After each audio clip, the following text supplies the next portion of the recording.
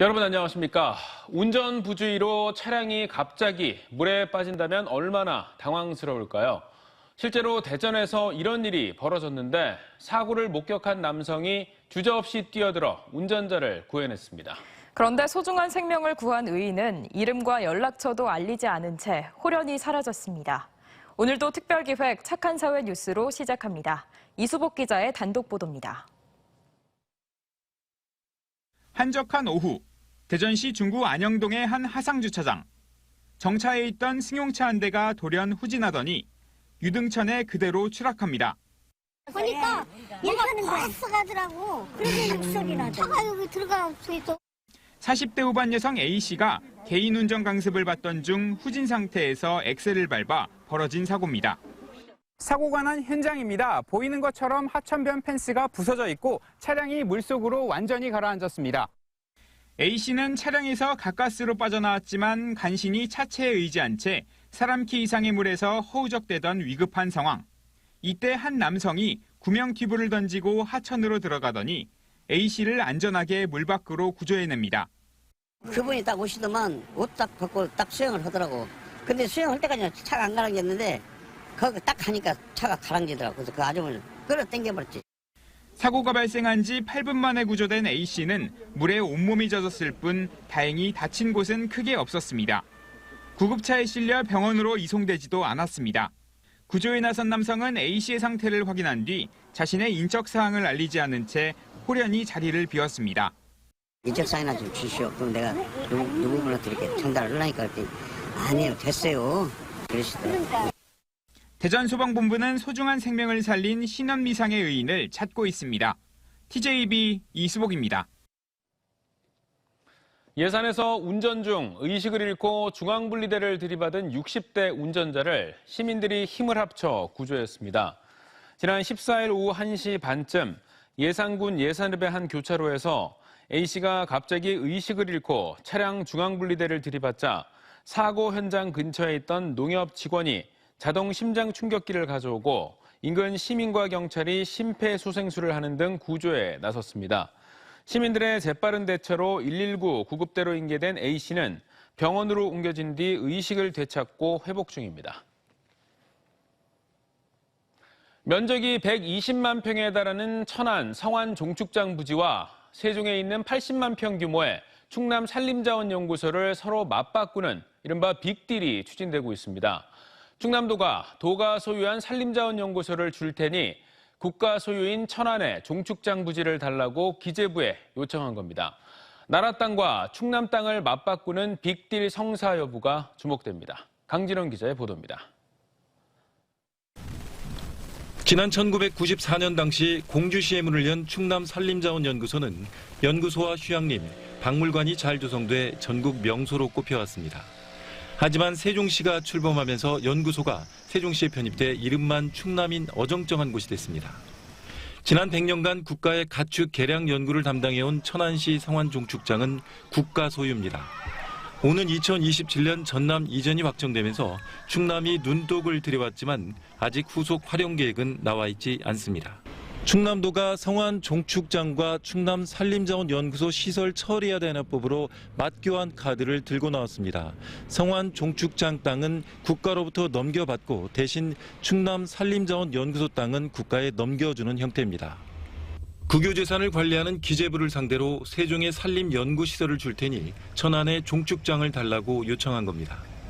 면적은 성완종축장이 418헥타에 공시지가는 1,879억 원이며 산림자원연구소는 조금 작은 269헥타에 1,688억 원이지만 박물관과 온실 등 추가 도입한 시설을 감안하면 전체 가치는 거의 같을 걸로 충남도는 보고 있습니다.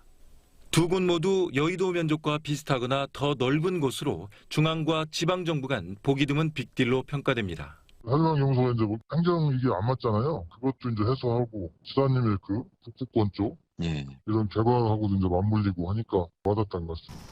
이와 관련해 충남도는 성완종축장을 첨단산업, 특히 반도체 중심 기지화하는 방안을 추진하고 있습니다. 또 산림연구소가 국가정책에 따라 세종시로 편입된 만큼 정부가 책임을 져야 한다는 논리도 펼치는 것으로 알려졌습니다. 충남도의 빅딜 제안을 받은 기재부는 LH에 맡겨 성완 종축장의 후속 활용 연구 용역을 진행하고 있어서 결과가 주목됩니다. TJB 강진원입니다. 이상래 대전시의회 의장이 회기 중인 20일부터 30일까지 이장우 시장과 함께 해외 출장을 떠난 것을 두고 비난이 쏟아지는 가운데 이 의장 측이 UCLG 성공 개최를 위해서라고 밝혔습니다. 이 의장은 UCLG 총회와 2026년 세계 태양광 총회 성공 개최 등 도시 외교에 힘을 보태기 위해 집행부의 요청을 받아들인 거라며 시민 세금을 허투루 쓰는 일은 절대 없을 것이라고 해명했습니다.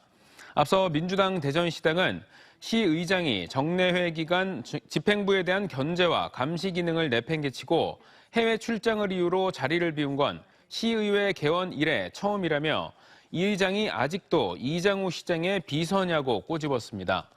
또 이 기간 대전에서 열린 전국 시도의회 의장단 협의회까지 불참한 것도 이해할 수 없는 처신이라고 비판했습니다. 세종을 뺀 대전과 천안, 공주, 논산 등 비수도권의 부동산 규제가 모두 풀리면서 지역 부동산 시장에 어떤 변화가 생길지 관심이 모아지고 있습니다. 대출 규제와 세제, 청약 요건 등이 완화되면서 부동산 경기에 숨통이 트일 것이라는 일부 기대감도 있지만 급등한 금리 부담이 워낙 커서 쉽사리 매수 심리가 살아나기는 어려울 전망입니다. 보도에 김건교 기자입니다. 정부가 대전과 충남, 천안, 공주, 논산 등 비수도권의 부동산 규제를 모두 풀었습니다. 다만 전국 청약권인 세종은 집값 불안 우려가 여전하다고 보고 투기 과열 지구에서 조정 대상 지역으로 남겼습니다. 이번 조치로 그동안 시장을 조여오던 대출 규제와 세 부담, 청약 요건, 전매 제한 규정이 완화됩니다. 먼저 비규제 지역은 주택 가격 대비 대출 한도, LTV가 9억 원 이하 주택을 기준으로 70%로 확대되고 연소득 대비 상환 능력인 총부채 상환 비율 DTI는 60%로 늘어납니다. 또 규제가 풀리면 취득세는 3주택 이상부터 중과되고 양도세는 다주택자 중과 규정이 없어집니다. 1주택자의 양도세 비과세 요건도 2년 이상 거주해서 보유로 완화됩니다. 아울러 비규제 지역에서는 다주택 세제주나 세대원 누구나 청약 가능하고 재당첨 제한 기한도 없어집니다. 전매 제한은 수도권 광역시는 규제가 풀려도 현행대로 3년으로 유지되지만 천안 등 지방시 지역은 6개월로 완화돼서 사실상 분양권 전매가 가능해집니다. 일단 시장에선 이번 조치로 집을 사고 파는 데는 다소 숨통이 트일 거라는 기대는 있지만 금리 부담이 여전해서 거래 활성화까지는 회의적입니다. 금리 인상 부분이 가장 큰 효과일 것 같고요. 입주 물량이 좀 남아있는 사례들도 있습니다. 그래서 조금은 그래도 숨통은 트이겠지만 그렇다고 뭐 기대치 이상으로 활성화되지는 않을 것 같습니다. 전문가들도 같은 이유로 단기간에 부동산 경기가 살아나기는 쉽지 않을 것으로 진단합니다. 이번 규제 완화를 통해서요, 부동산 가격이 하락하는 폭은 줄어들 수 있을 것으로 보이지만요, 금리 인상에 대한 부분이 아직 좀 크기 때문에 쉽게 부동산 경기가 살아나기는 어려울 거로 보고 있습니다. 앞으로 2차례 정도 추가 금리 인상이 예고돼 있고 지방 미분양 미계약 물량이 쏟아지고 있는 침체 상황에서 적어도 내년 하반기까지는 거래 위축, 집값 하락세가 이어질 것으로 전문가들은 전망합니다. TJB 김건규입니다. 지난달 평균 청약 경쟁률 2.54대 1을 기록하며 순위 내 마감됐던 대전 월평공원 아파트가 대거 미계약 물량이 나오면서 무순위 청약에 나섰지만 또다시 80% 가까운 미달 사태를 보여 대전에서도 미분양 사태가 본격화될 조짐입니다. 한국부동산원 청약홈에 따르면 어제 하나포레나 대전 월평공원 2단지 690가구 가운데 미계약분 397가구를 대상으로 무순위 청약에서 83명이 신청해 79%가 미달됐습니다. 분양사 측은 2단지 무순위 미달 물량에 대해선 선착순 분양을 진행할 예정이며 1단지 미계약분에 대해서도 조만간 무순위 청약을 실시할 계획이라고 밝혔습니다. 대전의 한 사립대학교 축제 중 모 학과가 운영하는 주점이 선정적인 문구를 내걸어 논란이 일고 있습니다. 해당 주점은 제육볶음과 오뎅탕 등의 안주 메뉴를 음란 동영상 제목처럼 꾸며 게시했습니다. 대학 측은 게시물을 제거하는 한편 해당 학생회에 경고하고 반성문을 요구했습니다. 세계 인구의 약 2%에서 발병하는 자폐증. 요즘 이상한 변호사 우영우를 통해 널리 알려져 있지만 지금까지 진단도 어렵고 치료도 거의 불가능하다고 여겨졌는데요.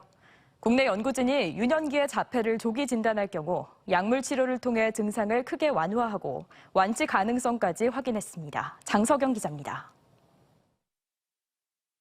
왼쪽에는 정상쥐를, 오른쪽에는 자폐 관여 유전자인 아리드원비를 제거한 쥐입니다.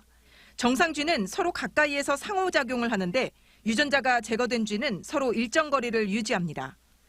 자폐의 대표적인 증상인 사회성 결여와 무의미한 행동 반복이 나타나는 겁니다. 기초과학연구원 김은중 교수팀은 자폐를 유발시킨 쥐에게 태어나 생후 3주까지 흥분성 전달물질을 증가시키는 약물을 투여하자 자폐 증상이 치료되는 것을 확인했습니다. 약물 치료를 한 쥐는 정상 쥐처럼 상호작용을 하는 반면 치료받지 않은 쥐는 여전히 서로 거리를 유지하는 모습이 관찰됩니다. 무의미한 반복 행동도 개선되는데 치료를 받지 않은 자폐쥐는 비비고 킁킁대는 행동을 반복하는 반면 치료를 받은 쥐는 정상쥐의 모습을 보입니다. 강박적인 행동과 사회성 저하가 모두 이 생쥐에서도 나타나서 이 생쥐를 자폐 모델 생쥐로 저희는 이용을 했고요. 유년기 시절에 집중적인 치료를 통해서 이러한 자폐 증상들을 성체가 되었을 때도 완전히 치유를 할 수 있는 가능성을 보였다는 것이 특히 생후 3주까지만 짧게 약물 치료를 받더라도 성체가 되어서 정상쥐와 유사한 수준의 사회성과 반복 행동을 보이는 것도 확인했습니다. 연구팀은 자폐를 조기 진단하고 유아기에 집중 치료할 경우 추가적인 약물 투입 없이도 평생 자폐 증상이 완화되었다며 조기 진단과 치료의 중요성을 입증했습니다. 자폐는 유전자 결손 등으로 유아기 때부터 뇌가 변하면서 발병하기 때문에 조기에 치료하면 뇌 변화를 최소화해 평생 호전시킬 수 있다는 겁니다. 유년기에 그 흥분성 시냅스의 숫자가 정상적으로 다시 회복이 되고 이것이 이제 정상적인 상태에서는 성체 시기에 이르게 되니까 성체에서는 여러 가지 부작용이 나타나지 않고 약물을 투여할 필요조차도 없는 거죠. 연구팀은 다른 유전자로 인한 자폐 증상도 유사할 것으로 보고 검증 후속 연구를 진행하고 있습니다. TJB 장석영입니다. 카이스트가 뉴욕대에 카이스트 뉴욕대 공동 캠퍼스를 구축하기로 하고 뉴욕대 킴멜 센터에서 윤석열 대통령과 이광영 카이스트 총장, 이장우 대전시장 등이 참석한 가운데 뉴욕시와의 협력 협정과 현판 전달식을 열었습니다. 공동 캠퍼스는 뉴욕대의 우수한 기초과학 융합 연구 역량과 카이스트의 과학기술 역량을 결합해 과학기술, 공학, 수학 중심의 혁신적인 캠퍼스로 구축될 예정입니다. 내년 상반기부터 AI 사이언스 센터 구축과 AI 융합 뇌과학 등의 6개 핵심 분야를 공동 연구하게 되며 카이스트는 향후 산학협력 캠퍼스로 업그레이드된 카이스트 뉴욕 캠퍼스로 발전시킬 계획입니다. 형이 잘 되면 동생들도 자연히 덕을 보게 되죠. 연간 17조 원의 예산을 쓰는 방위사업청 대전 이전을 계기로 대전 인근 논산시와 계룡시가 국방 중심 도시로의 도약을 꿈꾸고 있습니다. 오늘 논산에선 1,000억 원이 넘는 국방산단 투자 계약이 체결됐고 대전과 계룡, 논산이 국방특구를 향한 본격적인 시너지 준비에 나섰습니다. 보도에 김진석 기자입니다. 대전시와 방위사업청 유치 경쟁에 나서 탈락했던 논산시는 국내 유수의 방위산업체와 투자 협약을 맺는 데 성공했습니다. 이 업체는 논산시 양촌면 일원에 1,200억 원을 투자해 43만 제곱미터의 산업단지를 조성하고 로켓 탄약과 공병 탄약 등을 개발 양산할 예정입니다. 400~500명 이상의 기본적인 고용 창출도 하겠고 논산시가 국방안보 특례 도시로 발전하는 데 초석이 되지 않을까 그렇게 생각을 합니다. 논산시는 국방 중심 도시로의 도약을 꿈꾸고 있습니다. 육군훈련소와 국방대 등 주요 군 기관이 위치한 만큼 육군사관학교 유치에도 적극 나섰습니다. 또 85만 제곱미터의 국방국가산업단지 조성, 방위사업청 산하기관 유치도 꾀할 계획입니다. 방위사업청은 산하기관들이 우리 논산에 유치될 수 있는 그런 기관들이 있습니다. 군사도시의 메카로서의 그 시작이 충분하게 준비가 되고 있다, 이렇게 말씀드릴 수 있습니다. 3군 본부가 있는 계룡시도 국방도시에서 한 발 더 나아가 국방 관련 공공기관 유치를 통한 지역 발전 전략을 본격적으로 구사하고 있습니다. 국방부 유치에 나서는 한편 서울에 있는 한국국방연구원과 경기도 성남에 있는 전역 군인들의 훈련기관인 국방전직교육원 유치도 염두에 두고 있습니다. 방위사업청 대전 이전에 따라 진주에 소재한 국방품질기술원의 계룡분원 설치도 나서기로 했습니다. 하지만 대전과 계룡, 논산이 서로 경쟁하기보다는 국방산업을 특화한 특구 조성을 위해 공조에 나서야 하고 이를 위한 협의체 구성이 시급하다는 지적입니다.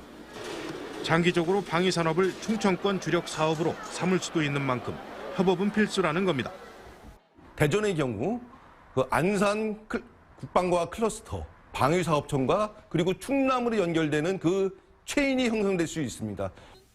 방위사업청 대전 이전을 계기로 대전은 물론 충남 남부까지 국방도시로의 성장이 뜨거운 화두가 되고 있습니다. TJB 김진석입니다. 3년마다 전 세계 1000여 명의 핵 물리학 전문가들이 참가하는 기초 핵 물리학 분야 최고 권위의 학술 행사인 국제 핵 물리학 컨퍼런스가 오는 2025년 대전에서 열립니다. 대전관광공사는 대전 유치 성공이 국내 핵 물리학계의 큰 경사인 동시에 국제과학 비즈니스 벨트의 중이온 가속기를 세계에 알릴 수 있는 최적의 기회라며 대한민국 핵 물리학의 위상을 홍보할 수 있는 행사로 치르도록 최선을 다하겠다고 밝혔습니다. 치매 환자에게 복숭아를 덩어리째 줘 질식사하게 한 60대 요양보호사가 항소심에서 감형을 받았습니다. 대전지법 형사 항소 3부는 지난 2019년 당진의 한 요양병원에서 77살 치매 환자에게 복숭아를 썰지 않고 줘 흡인성 폐렴 등으로 숨지게 한 혐의로 기소된 65살 요양보호사에게 책임을 온전히 물을 수 없다며 금고 4월에 원심을 깨고 금고 4월에 집행유예 1년을 선고했습니다. 한국은행 대전 세종 충남본부는 이창용 총재가 참석한 가운데 기관 명칭을 종전 대전 충남본부에서 대전 세종 충남본부로 바꿔 현판식을 가졌습니다. 한국은행은 그동안 대전 충남본부의 업무 대상 지역이었지만 지역사회 요구에 부응해 본부 명칭에서 빠져있던 세종을 새로 추가했다며 지역 내 유관기관과 교류를 활성화하겠다고 밝혔습니다.